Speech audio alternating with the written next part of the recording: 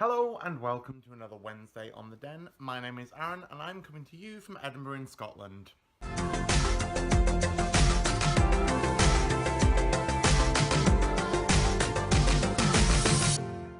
going to apologise. I'm using my phone, and as we've noticed on the last few episodes where I've used my phone, the sound quality does jump in and out, so I do apologise about that right now. And with me being in Edinburgh, I can't use Chris's phone, so yes. But why am I in Edinburgh? I'm in Edinburgh because I've been at the Fringe Festival, as you saw on Monday when I went live. If you haven't seen, go onto our Facebook page. You can see the liveness of Edinburgh Fringe. But also today is a very special day. It's Ewan's birthday! But he's currently at his mother's.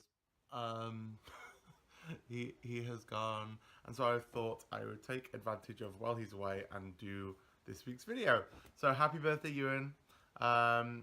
Everyone, comment, say happy birthday to Ewan. You know, that ginger Canadian idiot that lives in Edinburgh and seems to be my best friend or something.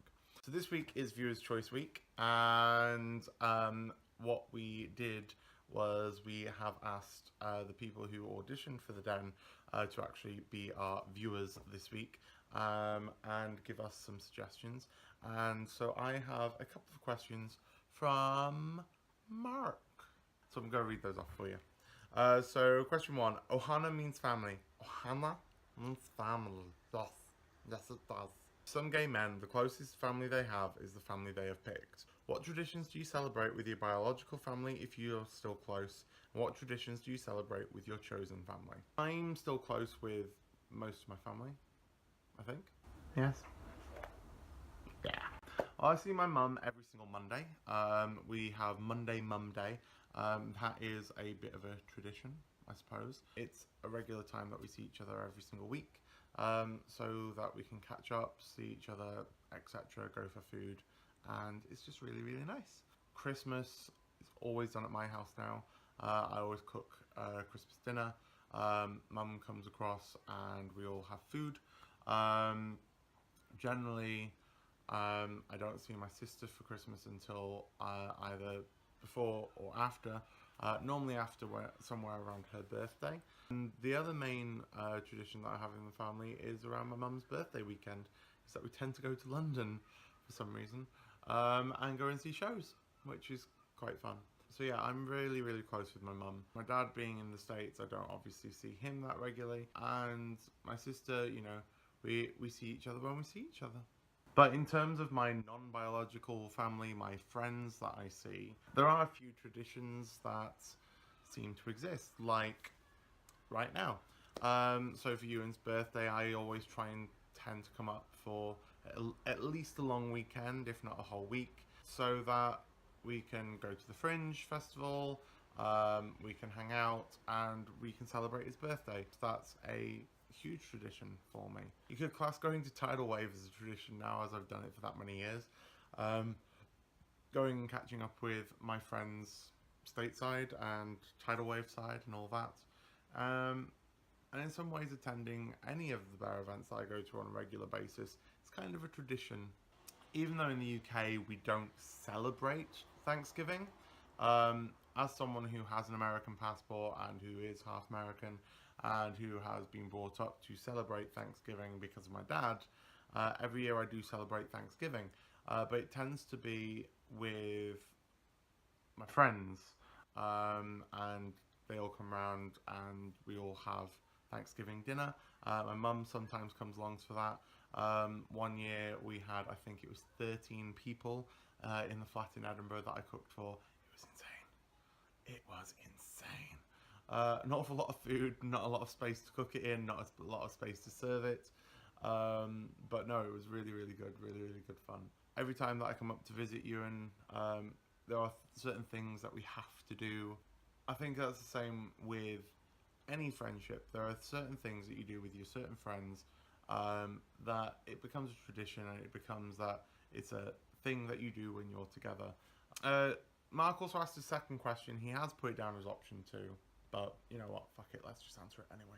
It can be hard to make quality friends as an adult, especially in the gay community, when sometimes you just want a platonic friend rather than friends with benefits.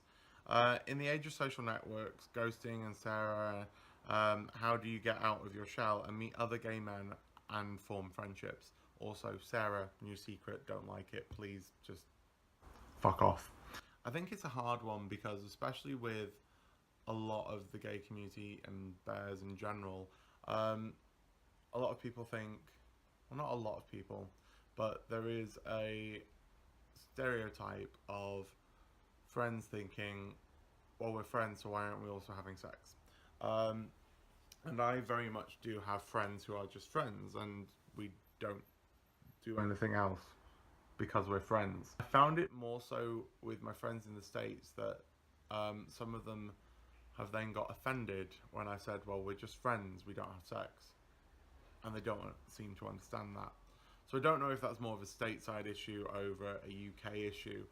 Just because they're my friends, it doesn't mean that I'm going to sleep with them. You know, a lot of the times that the people that we pick as friends, I think we're attracted to them for whatever reason. And it could be because they're a good laugh or because we just get on with them.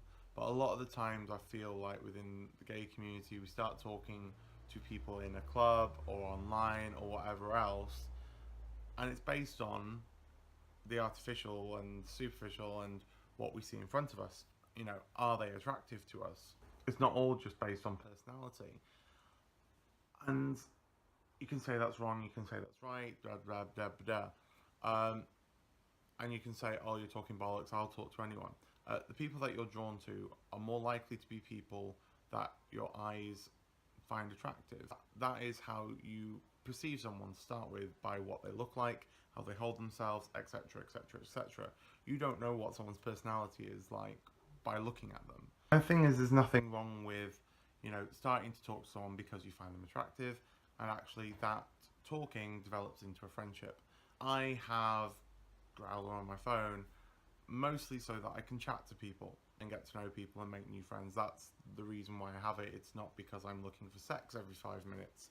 In a world where I work as much as I and you know, I don't get to go out that often. You know, meeting new people for me can be hard. It's like, not as in meeting people is hard, but the ability to get to meet people is hard. So I use these kind of apps and social media to chat to people and get to know people and hopefully make friends that way. Not on the scene, I'm not going to pubs and whatever else because I'm working so much currently. So I chat. And, you know, if the chat goes well and you enjoy chatting to someone, then, you know, it ends up that you might meet them for coffee and blah, you'll actually start having a new friendship, which is always nice. It is what you make it. I think the biggest thing with making friends as an adult is that you do need to make time for it in a lot of ways. You know, it's not just gonna happen a lot of the time. I mean, you will make friends through work, but they will only be work friends unless you then make time to socialise with them outside of work. And it's the same with anything. If you have to make time for the people and for the things, even if it's just chatting, if you just go home and sleep, then no, you aren't going to have lots of friends. So you can't just complain and go, I have no friends, no one talks to me. If you're not doing the talking and you're not participating as well, friendship is a two-way street. It's not all going to be someone coming to you and going, hi, I want to be your friend. So I mean, I suppose my recommendations for making friends in your adult life is that, yeah, talk to everyone. So if you're on a night out, talk to people, even if they're not someone that you might be attracted to. Just talk to someone and see how that conversation goes, see how it flows. And you know, by the end of the night, you might be exchanging numbers and Facebook pages, and not for a shag. Use apps and whatever else to start conversations, see how those conversations go. If they don't go anywhere, they don't go anywhere. Make sure you make time for your friends and socializing.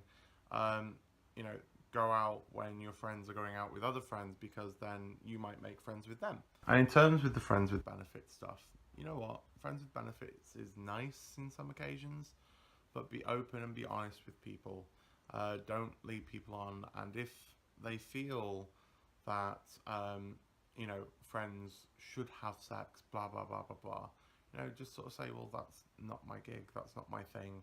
And if they get all arsey and moany about it, you know what, you're probably better off without them. That's my kind of bits of opinion on those two things. See you later, guys. Have a wonderful week.